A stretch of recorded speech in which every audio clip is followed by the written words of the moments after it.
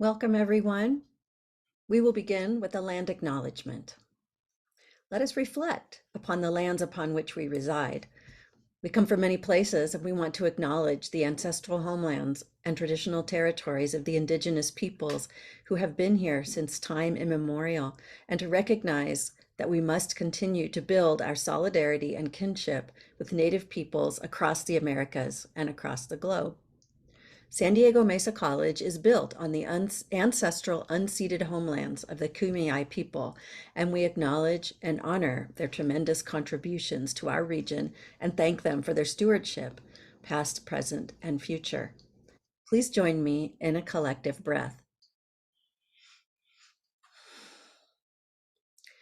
As all of our liberation is entwined, so is our history. We also acknowledge that this country was built up from the free, enslaved labor of Black people, and we honor the legacy of the African diaspora. We honor the legacy of Black life, knowledge, and skills stolen due to violence and white supremacy. With this acknowledgement, we recognize a duty to give honor through our work and continue to stand up for racial and social justice every day. Thank you. And thank everyone for coming. My name is Wendy Smith, and I am one of the facilitators for today's event, which is being recorded to share with those who are unable to attend. Please fill out our survey. The link is in the chat. This helps us learn more about our audience and improve what we do. I teach English 101X courses with the theme of ethnography and ethnographic writing. Qualitative research is relevant to student lives and careers, prioritizing their lived experience, observational powers, and diverse perspectives, because as we know, students bring a lot to the table. Many thanks to my inspirational co-creator, Katlin Choi, who suggested this series. Today we are excited to present our speaker, Kimberly Dark, writer, teacher, and sociologist. Shall we get started? Oh, thanks so much for having me. It's a pleasure to spend time with you talking about ethnography a bit because, wow, it's been a big part of my life. And so, nowadays I do less social research and more writing, and those pursuits obviously are entwined, and that's, I guess, part of what we'll discuss. But let me just say that, as a sociologist, my particular training and focus, especially when I was doing graduate work, was on qualitative methods. And so, you can talk about ethnography as a qualitative research method.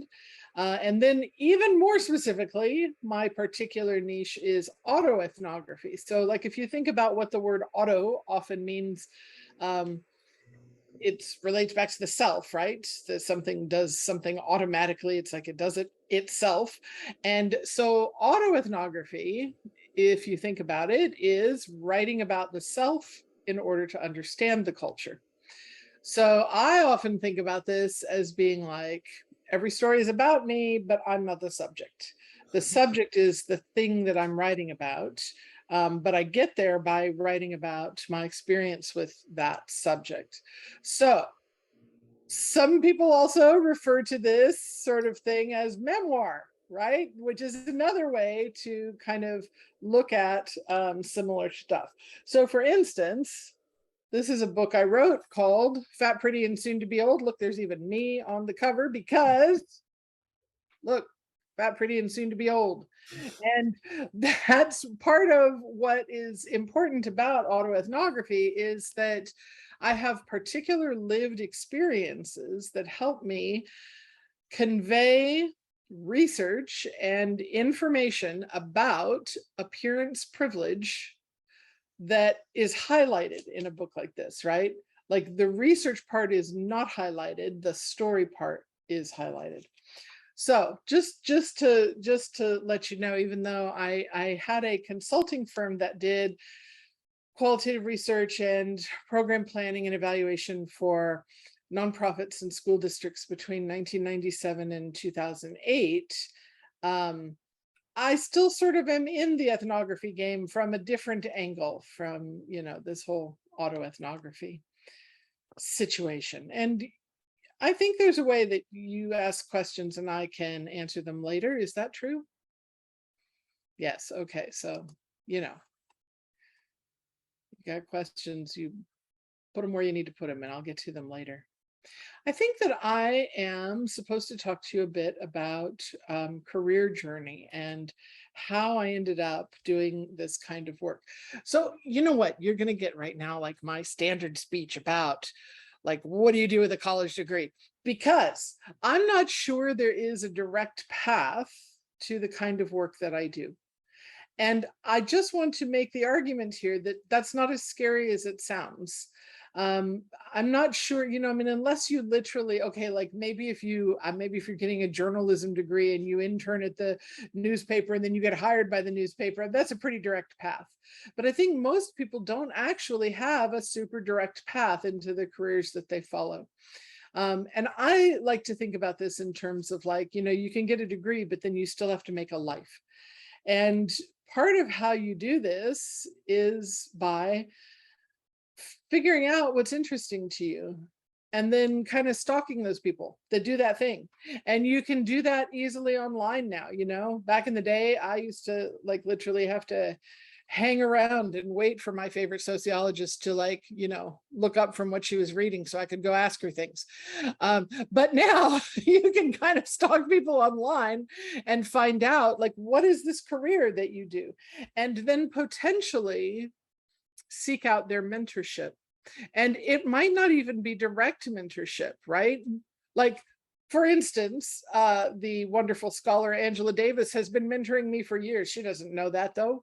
The fact is, I try to place myself at conferences she attends. I try to read the things that she writes when she does a speaking engagement about prison abolition, for instance, is a thing that interests me. I try to pay attention, right? You can do a lot of this online now with interviews and see what people are doing. So this is actually the path to a career. And, you know, once you've figured out what interests you, then you can start to infiltrate that with your, I don't know, intern or desire for a job, entry level job, or, you know, whatever the thing happens to be. So for me, I got a bachelor's degree in sociology, and I worked for a few nonprofits and mostly doing kind of program coordination sort of work. And then I got a master's degree in sociology, and I had already, when I started that degree program, I had already gotten a job at a school district that involved social research.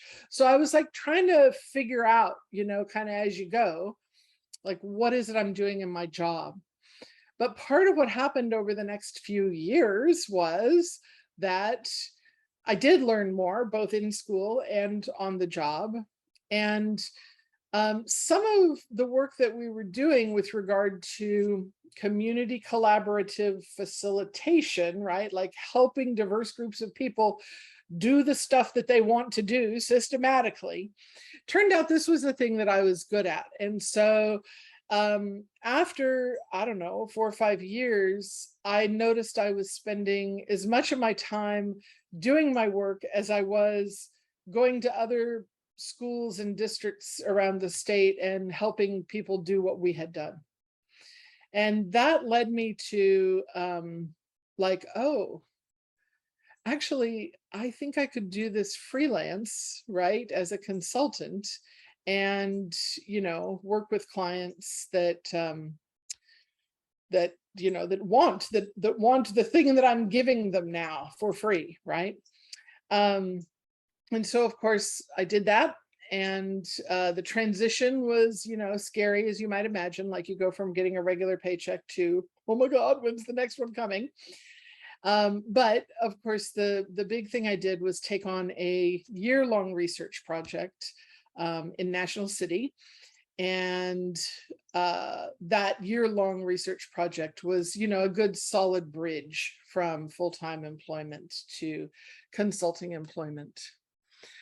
So after, you know, about a year and a half of doing consulting research on my own, it became clear that I could take on more work if I had assistance. And so, excuse me, Current Change Consulting was the name of my small research firm, and we never were bigger than 2 researchers, 3 research assistants, and a grant writer. So it always was a small group of us. And sometimes, we'd bring on somebody extra, or near the end of that endeavor, we got a little smaller as well. And a lot of that had to do with, the choices that I made about which kinds of jobs we were going to take on. All right. I'm just sort of, telling you the story of my professional life right now. But let me see if maybe there are some more things that I can tell you about ethnography in particular. And feel free, of course, Katlin and Wendy, if there's things that you want me to say or comment on, because you all have heard some of this story before. I think maybe it's useful to talk a little bit about where ethnography fits in qualitative research. So let me just share a couple of things. Most social research, one of the first things you're thinking about is, are we using a deductive or an inductive framework? So a deductive framework, if you remember back to your 7th grade science class and the scientific model, right? And you come up with a hypothesis, and then you test the hypothesis, and then you have an outcome. Maybe you did this at science fair. That is deductive research. And, in social research, a lot of times it will be like the government that puts forth a deductive research project. It's like, we want to know what is causing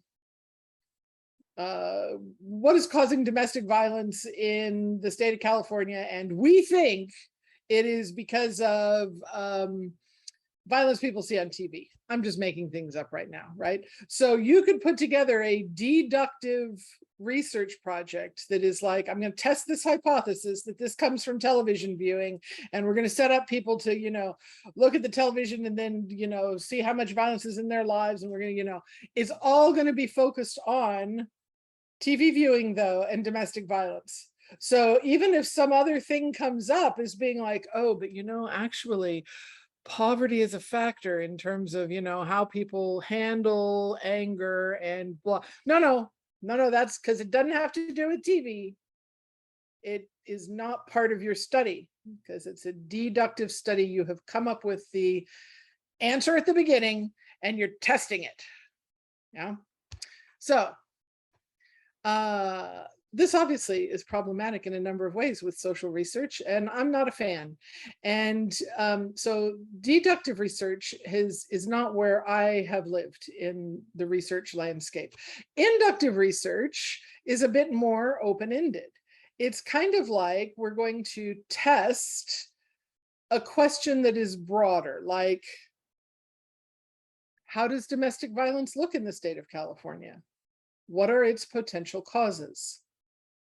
So, can you see that this is a study that, first of all, needs some parameters, otherwise it's going to be way too big to ever implement? I mean, this is a problem with inductive research, is that if we allow any kind of information into the research container, how do you pick it up and carry it anywhere after a while, right? It's big. So that is a challenge. So oftentimes inductive research starts out super broad and then narrows to a point where you go, okay, stop. That's how much we can carry around, and that's what we're going to focus on. But it has to start out here before you can go, it's like, ooh, where is it? Okay, this is the study we're going to do right here. So inductive research often includes mixed methods. So quantitative research and qualitative research are 2 ways to think about research methods. And quantitative research uses numbers. And it usually measures what? So like what is the number of people that experience domestic violence in the state of California? What number of those people seek hospital services? What number of those people report that their television viewing influences their violent desires? What, right? And you can put a number on the answer to those questions. Now, I hope you can see those are interesting questions, right? It's not like there's something wrong with those questions, but the reason we also need qualitative research is because those kind of questions fail to answer the question, how? And that's what we're doing primarily with qualitative research. We're answering the question, well, how did that happen? Why would that be? And so the big difference between these methods is you can see that you might be able to, like, I don't know, with certain kind of survey, you might be able to reach a good percentage of the people in the state of California about, you could ask hospitals, right? Like if they're collecting data, you could see like the whole state, like how many people are they seeing that have experienced domestic violence. So it's like a broad landscape that you can reach with quantitative methods. But I like to think of qualitative methods, if you're thinking of this same broad landscape, it's like a deep hole, right? And depth and a smaller number of cases is what we can do with qualitative research. Because if we're talking about methods like interviews, like focus groups, like community forums, like ethnography, where people are observing and writing field notes about what they see, whether it's participant observation or whether it's observation without participation, or whether it's autoethnography, where the researcher is writing about their experience of collecting that data. Boy, you can't do that over the whole state of California, can you? I mean, you just can't do it. Like, not only is there not enough money to get hire researchers to do that, it's unwieldy to be able to process that amount of data. So this is why a lot of social research is mixed methods, because we want some of those broad, what is it questions answered, but we also need a little bit of the deep questions answered. Otherwise, you've just got a big picture of what. And so how is the question we're after here. So as you might imagine, ethnography is one of the more expensive forms of qualitative research for a social science project, because it takes a researcher a long time to observe and write, because the researcher is literally creating the data and then process and code and assemble that data, and especially if it needs to be integrated with other forms of data. So this is why a whole lot of publicly funded and privately funded social research focuses more on interviews, focus groups, and community forums. But you can find ethnography being done out there. And in my experience, ethnography was most often funded by foundations, not by public, like the government, right? And it's like the county might say, yes, give us some focus groups along with the survey data, but they're not likely to say, and yes, have a researcher spend a year observing and writing about this situation. But foundations sometimes see the wisdom in this, and they're like, yes, we will fund an ethnographic portion of this, especially when the thing they want to find out is process oriented. Oh, what does that mean? Process oriented. So I recall a research project that that my firm did with a community foundation. And part of what they were trying to find out in this 2-year project, we had 2 years to work on this. Part of what they were trying to find out was, how is trust being built with our grantees? Now, I don't, I don't know, like if somebody just asked you right now to answer the question, like, Do you trust your dentist? Yes. Okay, yes. Well, why? Like, that would be a really hard question to answer, wouldn't it? Like, part of the answer, like the quick answer might be, well, I've been going to him for a long time. Oh, the office is clean. You know, I don't know, he comments on going to dental conferences once in a while, and he's probably learning something. Wait, I actually, maybe I don't trust him. I don't know. Why do I try? I don't know. Right. But the answer to that question, if there was somebody observing the way that dentist interacted with patients, the answer to that question might start to emerge from the fog, right? Because whoever is observing those interactions would begin to see patterns. So this is what we did. We went to a number of community meetings, because this was the main place that the funder and their grantees had significant contact. So we went to community meetings, and we also observed in one-on-one discussions. And we also looked at some like phone transcripts, you know, about conversations that the funder and the grantees were having. So all of that is ethnographic data that creates field notes, that creates data to code and look for patterns. And so, you know, at the end of that 2 years, it was possible to write a research report that explained the methods we used. It explained who was involved in, you know, in all of this data collection. And it discussed patterns of how, like, where we observed trust, what was that evidence of trust, what did it look like, and what seemed to be contributing to it. So this raises an interesting question, doesn't it? Could you get that wrong?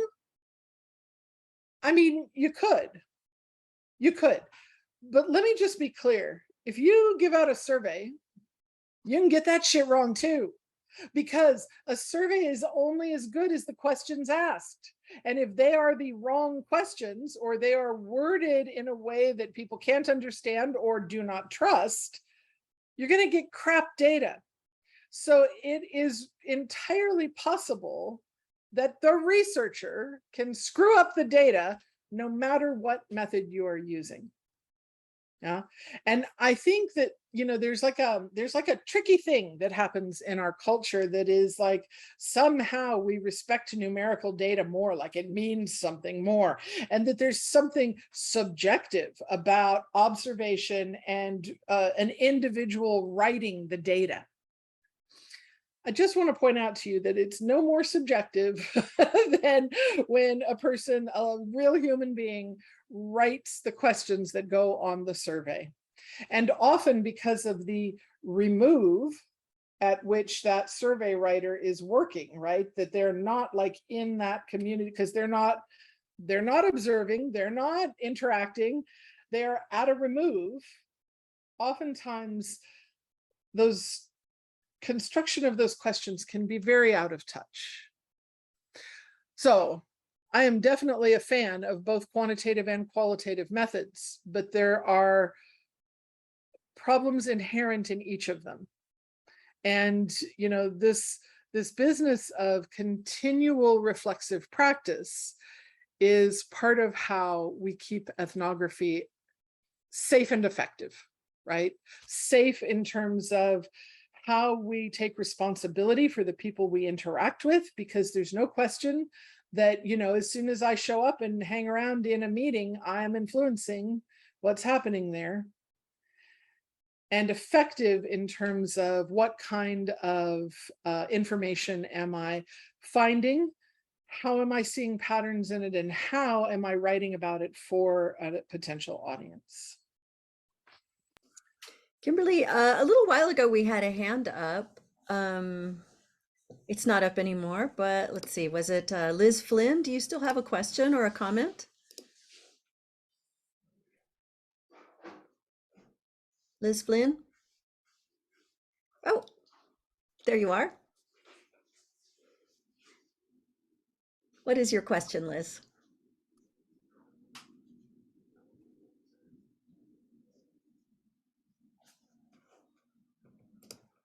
Oh, well, maybe she's not available after all. Okay. But I'm glad you're keeping an eye on this, Wendy, because I can't see what I anybody's understand for doing. sure.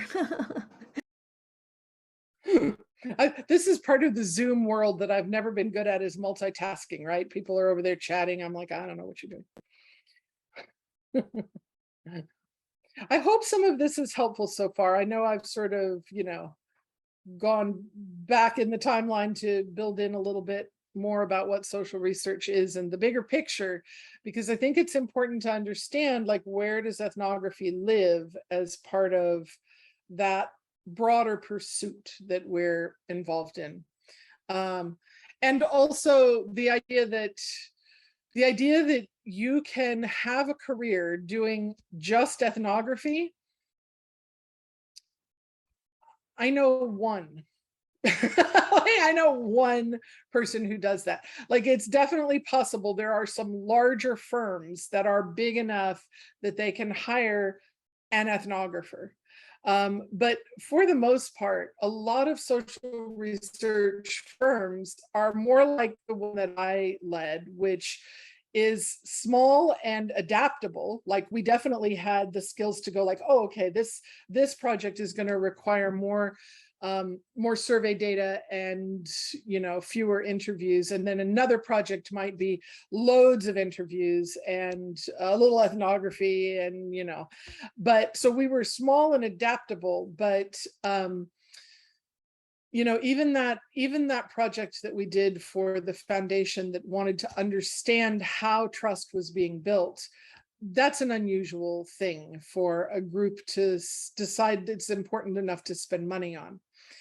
I actually think, and I want to say, like, they were a great foundation that was really interested in improving the work that they were doing, and not just taking for granted that yes, we're doing good work.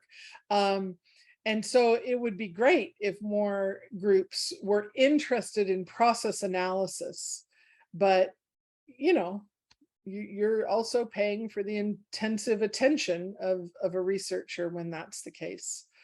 So I would say, if you are interested in social research, ethnography is your starting point, and I'm glad it has you excited. But then now, go take a sociology course and learn about research methods. Looks like we have another question, Kimberly. That is, why isn't there more funding for ethnographic work? Well, part of it is because, we do have this whole idea as a culture that survey data is the holy grail, that survey data and that numeric data, like, if you can't, like, sometimes this just killed me. Sometimes I would, have a whole meeting with a new client, and I'd explain, like, okay, so in order to, because the methods you use need to match the outcome you want, right?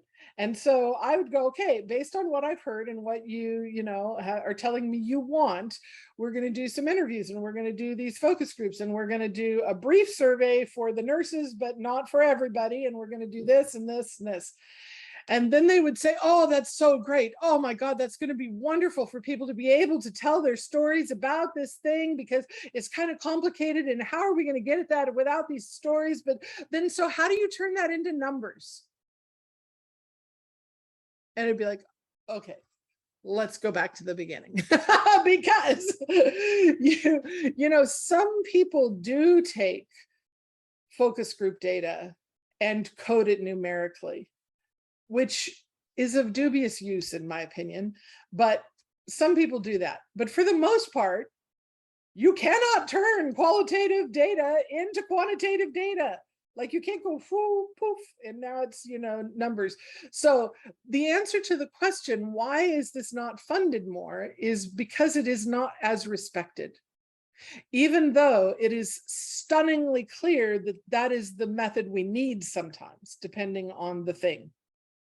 So I'm going to keep going on this for just a moment. So for instance, let's say it's a community kind of project. As I mentioned, those are mostly the ones that we worked with.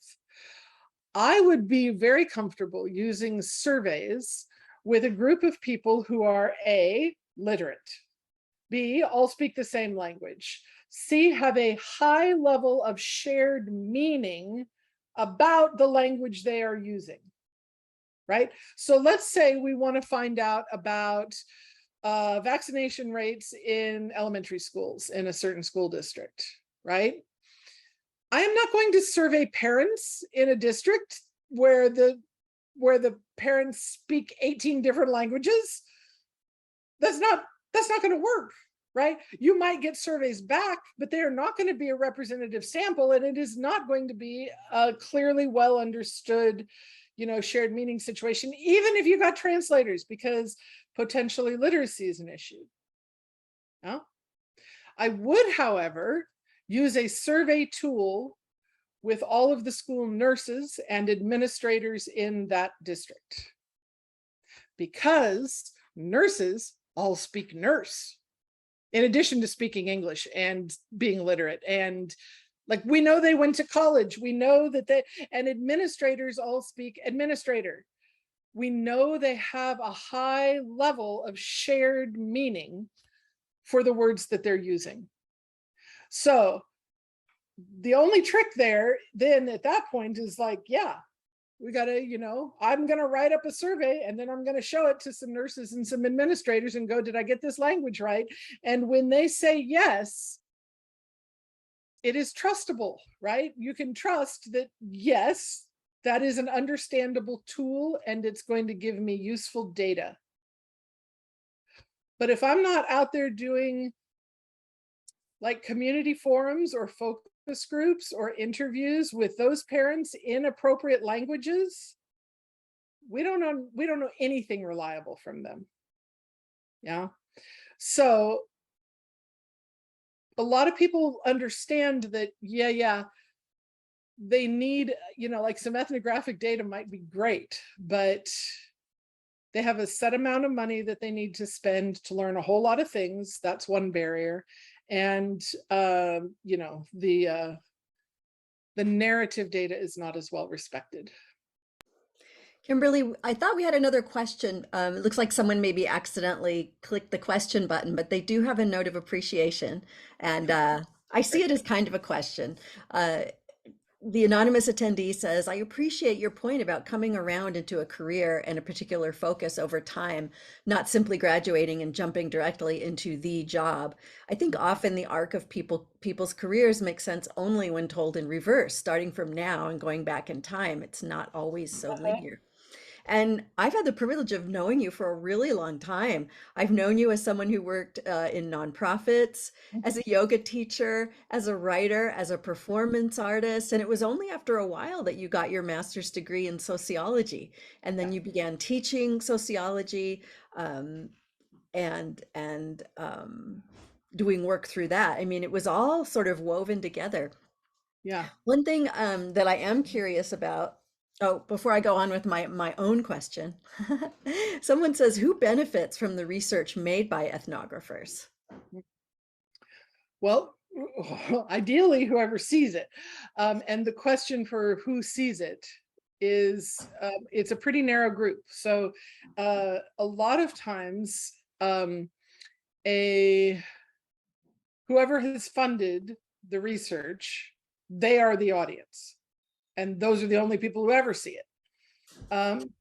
The research that we did, I am interested in participatory action models, which means that whoever is affected by the data, by the thing being studied, has ideally a stake in helping to create the research, but definitely has a stake in reviewing it. And it's not like they're reviewing it so they can say, yes, this is right, or no, this is wrong, but they're reviewing it.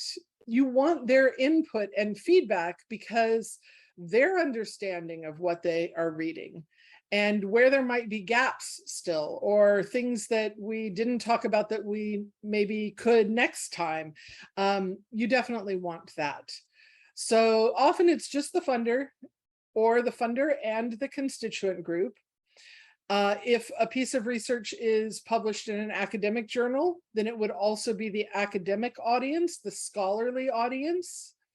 And then we can go further if it's published in a book that is read by the public, or that ideas come from, like, and when you hear sometimes on the news, it's like, oh, the Journal of the American Medical Association says this and this and this.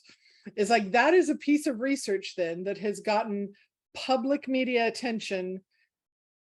This is dangerous though, because sometimes the media gets it wrong. They yank out the wrong thread and try and, give it to you and say, here's the thing. And you're like, what gerbils prevent cancer? I didn't know. And so it's tricky. Yeah.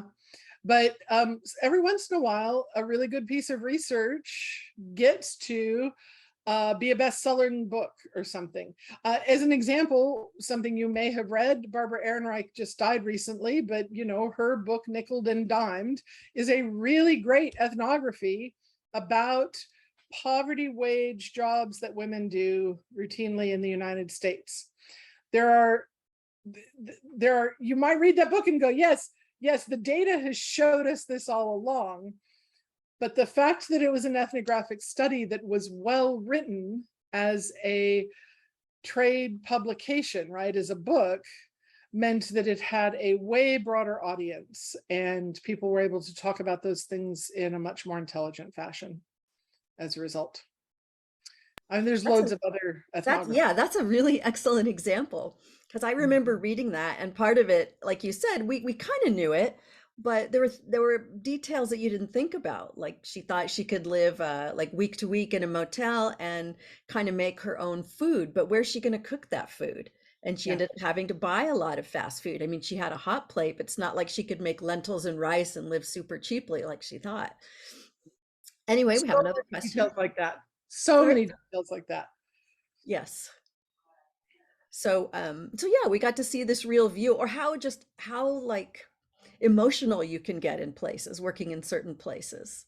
I think she had a good description of Walmart, where she felt like she owned her little corner of the store and would get mad when people made a mess, and things like that you don't necessarily think of, a kind of emotional toll of minimum wage labor.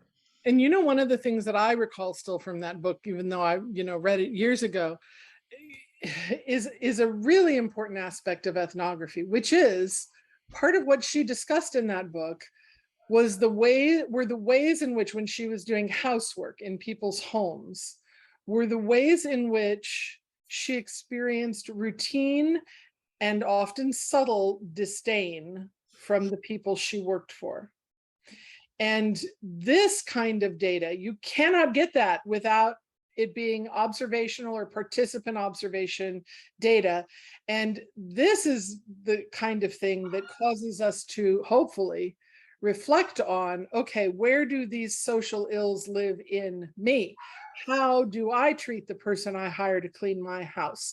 How do I interact with the people who are low wage laborers? And what does that mean about living in a society that equates high earnings with humanity and with an ability to think clearly and be smart? And so yeah, these are the things that come up in ethnography that it's very hard.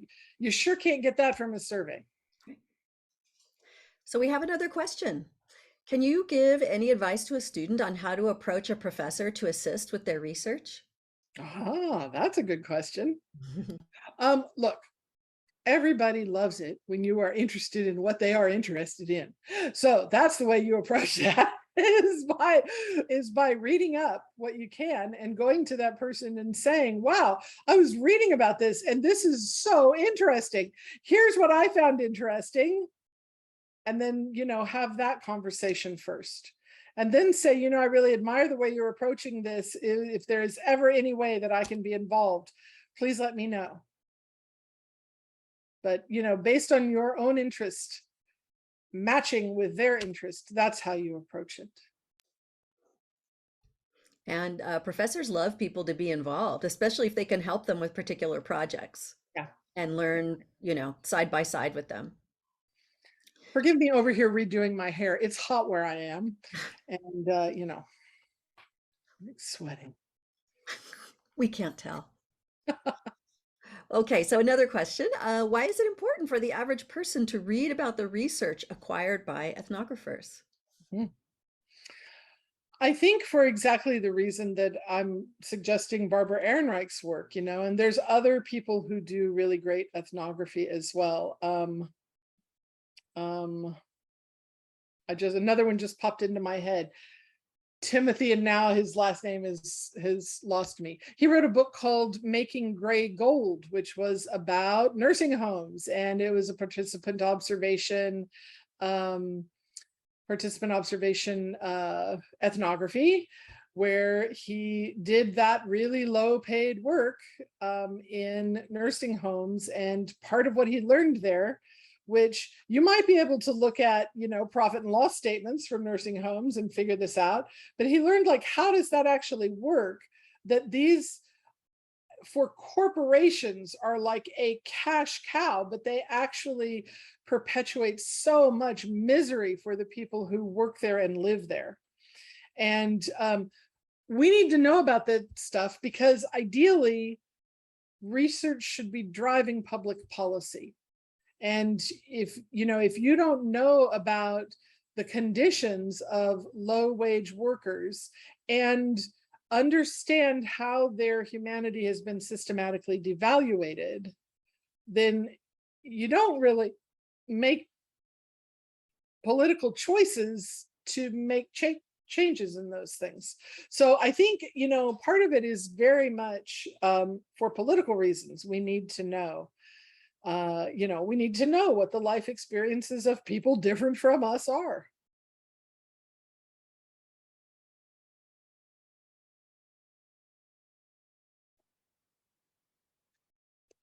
I think we have another question. We have another expression of appreciation, which you can check out in the Q&A, but I'll go straight to the question.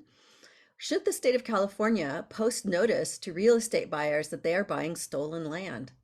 Should ancestral landowners receive rent from government property and military bases? Um, Yes. Yeah,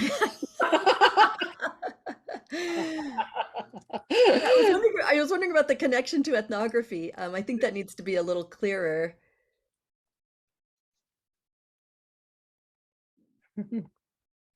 Maybe it'll be made clearer in another post. Okay. I just offered you Timothy Diamond is Making Gray Gold. That's his last name. Oh, okay. Definitely gonna check that out. In fact, I must write it down right now. I mean, there's good books coming out all the time. That one's a little bit older, but the point is you can find these ethnographies. Often they are on university presses, but sometimes they get a big enough publisher, like Barbara Ehrenreich's work. Once she had one bestseller, then she got better publishers, after that, and more readers. Yes. So that's good. Kimberly, I'd like to invite you to answer some of the questions that our students sent ahead of time. Was I there just any in opened it up. particular that you would like to address? I opened it up to have a look. So, picking your subject is a great topic that someone asked about. How do you decide who to approach to get more information about their community? This is so great. So, like, even if you're choosing to work on a student project, right? And let's say you're interested in learning more about the people who go to your Weight Watchers group, right? And who are these people and what are they doing there? So if something is an organized group and you're going to be doing any kind of social research there, even if it's as a student, you have to ask permission to do that. So if it's something like a Weight Watchers group that is like, there's a leader, there's people are paying money to be involved in this thing, like, you're going to have to ask that person. And you know what? Chances are you're going to be told no, because they don't want the liability of mitigating, like, what if somebody feels upset by your presence there, or some question that you ask, or maybe you say something insensitive. People don't want that. So if you were like, wah, wah, I wanted to do that, now I can't, my suggestion to you is to think more broadly about the topic. And rather than paying attention to people in Weight Watchers groups, how about you start to focus in on all of the ways women talk about dieting in their regular, in everyday interactions. And you start observing that. Now you can passively observe that because probably a day is not going to go by before somebody somehow mentions that they shouldn't have eaten something, or that they wanted to eat something different, or that they hate celery, or why did this happen, or but you also can position yourself in places where people talk about this stuff. The gym, for instance, it's not a Weight Watchers meeting, but there might be conversations happening there about that thing. Or I don't know, let's say at your local grocery store, they're having a meeting where they're having people learn recipes for low-fat cooking, right? That's going to be another location where socially you can hear people talking about these kinds of situations. So choosing a topic is one thing, but then figuring out how are you going to frame the topic so that you have access to learn about it is quite another thing. I had a student in a qualitative methods class once at Cal State. God, I thought it was the greatest project and I totally approved it. And he wanted to see how TSA agents interact with the people who are driving up to the curb at the airport. And here's me at the time naively thinking, right, well, that's a public place and he doesn't have to interact with anyone in a formal capacity, right? He can just observe what is happening between the people in the cars and the people. Okay, but guess what I didn't realize? The TSA agent needs to move him along too. There was no way for him to do that research because he couldn't hang around in the place where those interactions were happening, right? So so there's potential barriers to your data collection that you can't imagine until you try it. Like you have to go figure it out, try it. Oh, this isn't the way. What's another way? Just keep asking what's another way. Somebody else has asked a question that relates to this, which is about gaining trust of ethnic groups. When studying a very closed off group, what are your steps to gain their trust and make them open up to you about their customs and routines, I think is what that meant. And these things are related because sometimes when you are choosing a group or a topic to work with, there are certain gatekeepers that are going to help you or hinder you from accessing people. Yeah. For instance, when I was working with a school district and we wanted to know about, in particular, about the engagement of Filipino parents with their children's schooling. So I'm like, right, so we're going to have a community meeting, we're going to have a focus group, but can I just walk in off the street and ask a bunch of Filipino people to come on in and, have a chat? It's not actually going to work. So the first step in this was I go and I say, are there some Filipino parents who are really involved at this school already that wouldn't mind having a chat with me? And I invite them to coffee.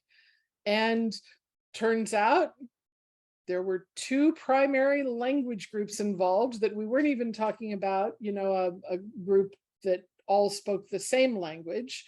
So I'm like, right. So good to know. We're going to have one group in Tagalog and another in Ilocano. It's going to be two separate groups of people. And those women were the ones who made the invitations. They weren't ready to do that, though, until they had coffee with me to see what it was I was trying to do and understood that their interests were aligned with mine. And that if we were able to work together, there might be funding available for parent participation. And so then they're like, yes, we do this. The next step, they're out there, inviting people. We've chosen, an evening for the one group, an evening for the other group. and they're out there inviting people. And then my next question for folks in the neighborhood was, wow, where's the best Filipino food? Because that's what I catered for dinner. Because food is, like, I just want to say it this way: if you're working with any kind of community organizing or research, food is not optional. Like, that has to be a budget item in, in what you're doing. And it has to be food people like. It has to be food that people actually find like this. The food has to be a gift, right? Not just, you know, somebody carried in some pretzels from their car. So these are the the most important and obvious ways of getting started with groups like this. Now, if there are additional barriers, like let's say I want to learn about people who are engaged in an occupation that is illegal, there are going to be additional barriers, but you still are starting out by finding allies who are part of that group, who can introduce you to that group. But it is, I mean, I do just want to say this. It is arrogant to assume that anyone, anywhere, wants to talk to you about their personal lives, right? Your personal life is like, can you imagine if you just pick something that is personal and maybe painful to you, or maybe like something you just haven't even figured out yet, like, why do I keep this bad low-wage job when people really look down on me about it? And then here comes some freppin' sociologist who wants to like talk to you about your challenging thing. It's like, come on, babe, no. So, if you start from that place of understanding that there is no earthly reason anyone wants to talk to you about their lives, that's going to lead, then you're leading from place of compassion about, great, I wouldn't want to talk to me either, but if there's a way that I can help, that our interests can be seen as lining up, then we're going to get closer to doing it. It's also sometimes, I've also had populations where the incentive is money. Like, it's, yeah, we're giving them food, but you also get a $30 gift card for coming to this focus group.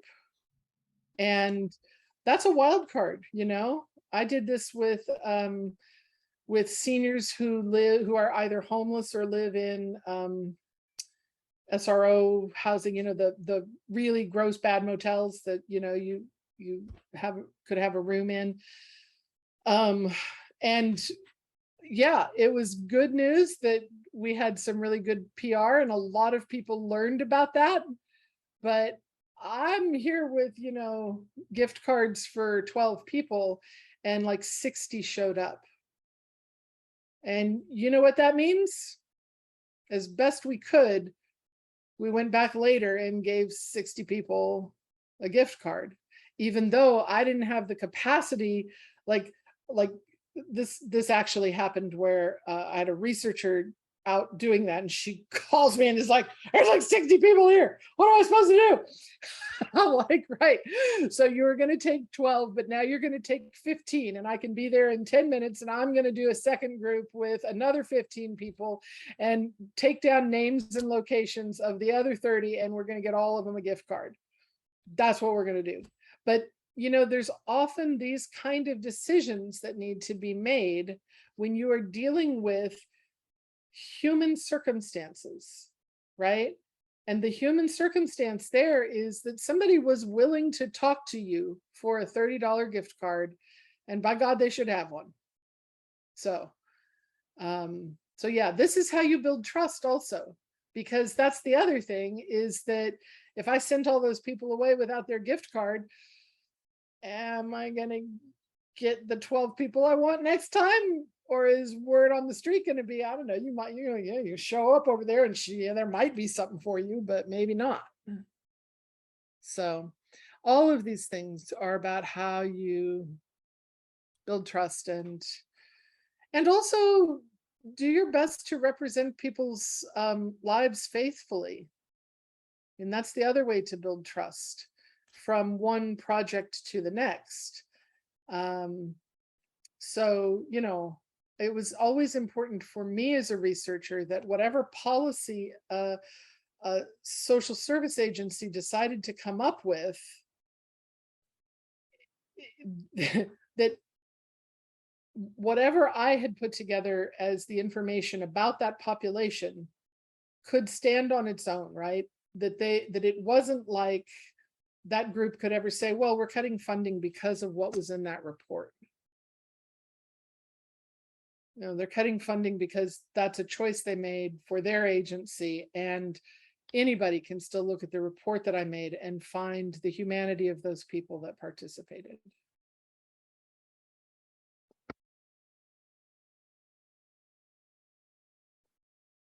I love these questions, and I feel like some of them we have answered already just from the course of me blabbering on. Well, you've got a lot to blabber about, Kimberly. I'm just really happy you came, and you've had so much experience in such a great range of situations.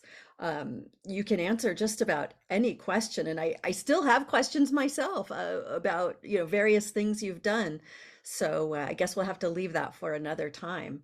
Does anyone have a really quick question? I don't think there are any pressing questions at the moment. I would like to remind everyone to fill out our survey. It's important to us. And again, I thank you, Kimberly, for taking the time to talk with us and with students who are doing research. And Katlin, thank you for being such a wonderful work partner. And hope Always everyone has a pleasure. yes, thank you. Hope everyone has a great day. Thank you again for coming, and hope to see you at our next ethnographer visit. When is it? It's coming up. It's October 20th, and it's Thank with you. Jamie. Jamie Seiverd, our own Jamie Seiverd, research analyst from our district. She should have a lot to talk about. Thank you, everyone. Take care.